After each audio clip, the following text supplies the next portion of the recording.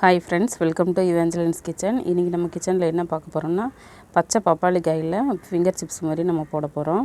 இது பச்சையாக இருந்தாலும் நல்லாயிருக்கும், கொஞ்சம் செங்காயாக இருந்தாலும் டேஸ்ட்டு ரொம்பவே நல்லாயிருக்கும். வாங்க இது வந்து எப்படி செய்கிறதுன்னு பார்க்கலாம். இது தேவையான மசாலா வந்து எடுத்திருக்கேன்.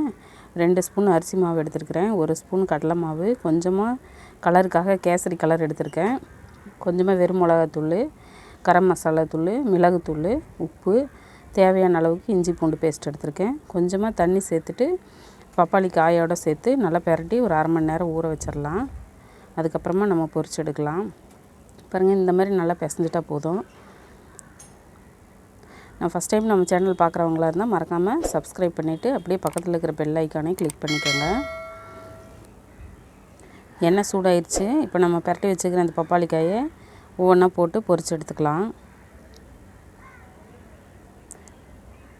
செங்காயாக இருந்துச்சுன்னா அந்த இனிப்பு சுவையோட இந்த காரம், உப்பு இதெல்லாமே சேர்றப்போ அது வேறு ஒரு சுவையாக இருக்குது, ரொம்பவே டேஸ்ட்டாகவும் இருக்குது.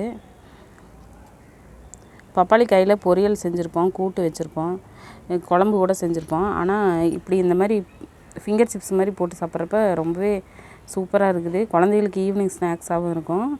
நீங்கள் பப்பாளி காய் கிடச்சதுன்னா இந்த மாதிரி கண்டிப்பாக செஞ்சு பாருங்கள். மீதி இருக்கிறதையும் இதே மாதிரி போட்டு எடுத்துக்கலாம். இந்த வீடியோ உங்களுக்கு கண்டிப்பாக பிடிச்சிருக்குன்னு நினைக்கிறேன். இந்த வீடியோ உங்களுக்கு பிடிச்சிருந்ததுன்னா லைக் பண்ணுங்கள், ஷேர் பண்ணுங்கள், கமெண்ட் பண்ணுங்கள். மறக்காமல் இவாஞ்சலின்ஸ் கிச்சனுக்கு சப்ஸ்கிரைப் பண்ணிக்கோங்க. அப்படியே பக்கத்தில் இருக்கிற பெல் ஐக்கானே கிளிக் பண்ணிக்கோங்க. அப்போ தான் நான் போடுற வீடியோவுக்கான நோட்டிஃபிகேஷன் உங்களுக்கு உடனுக்குடனே வரும்.